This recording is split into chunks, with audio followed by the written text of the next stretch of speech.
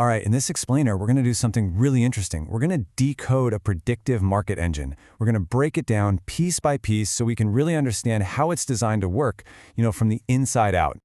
When you look at a market chart, a lot of the time it just seems like pure chaos. It's just a jumble of noise and sudden spikes. So the big question we're tackling today is this: how can a machine possibly cut through all of that randomness to find a clear, actionable signal? Well, let's find out. So, the answer isn't some single magic algorithm. It's what's known as a predictive market analytics ecosystem, which is a fancy way of saying it's a complete system designed from the ground up to bring order to that chaos. And here's the crucial point you've got to get. This system isn't about predicting the future with a crystal ball. Nope, its main job is validation and risk management.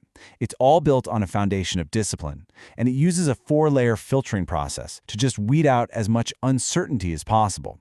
So let's follow a signal's journey right through those layers. So where does this whole process even begin? Well, the very first step is all about getting your bearings. Before the main trading session even opens, the system takes a look around and lays down a map for the day. So here's how this system gets ready for the day. Using pre-market data, it establishes these static dotted lines. You should think of them as the defined battlefield. They aren't random. They're actually calculated safe operational boundaries that give a kind of structural context for all the price action that's going to happen that day. Okay, so the map is drawn. The next layer is all about understanding the weather conditions on that map. What's the current market environment like right now? And this is the system's weather report. These shaded areas are called the adaptive clouds. When the cloud is red and sitting above the price, it signals a bearish environment, one with heavy resistance. When it's green and below the price, it's showing a bullish environment that's providing support. It's this really dynamic visual that tells us about the immediate trend. But that visual weather report, it isn't the whole story. The system adds a much deeper layer of context with something called market bias. Now, this isn't just a feeling. It's a hard number, a quantitative score that measures the underlying market pressure, and it's designed to filter out all that temporary noise. It's kind of like checking the barometric pressure, not just looking at the clouds to see if it might rain. Let's see how this all comes together to build a more sophisticated picture. Take a look at this chart. We've got the green clouds, we've got a rising price, and look at that, a sequence of 11 bullish signals. I mean, everything here is just screaming strong uptrend, right? But this is where the system reveals its true intelligence. The market bias is actually reading bearish with a score of -11. So even while the immediate price action looks super bullish, the system is waving a red flag, warning of significant underlying weakness. That score suggests the larger forces at play are heavily bearish, and they're overpowering that short-term upward momentum. It's this critical divergence that tells the user, hey, be careful, you're swimming against a much stronger tide. And this brings us to the third and maybe the most important layer of them all, the stress test. This is like the final quality control check before any signal is ever generated. This is called the retracement framework. You see, the system refuses to chase momentum. It's not going to fire off a signal just because the price makes some volatile spike. Instead, it waits. It waits for the price to pull back or retrace and actually test a key level to see if that support or resistance holds up under pressure. This slide is just a perfect example. See that red signal? It doesn't appear when the price first drops. No, it waits for the price to rally back up into the red resistance cloud.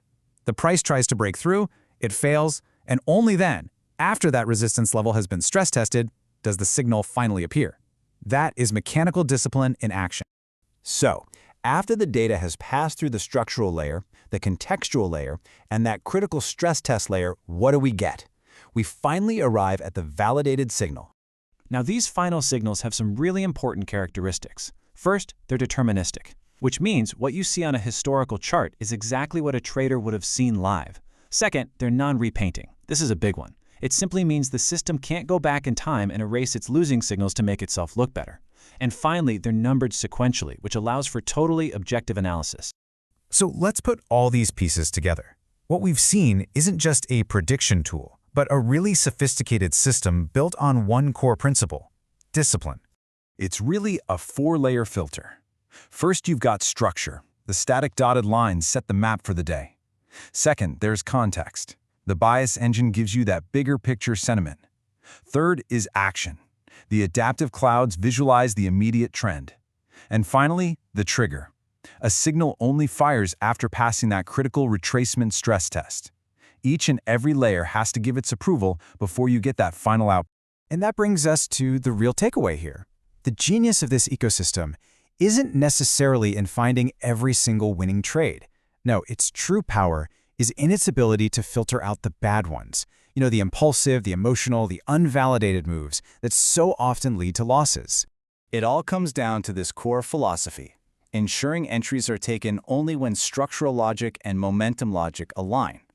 It's all about waiting for that perfect alignment of forces before you act. So I guess the real question is, how much of trading success is really about prediction, and how much is simply about disciplined patience?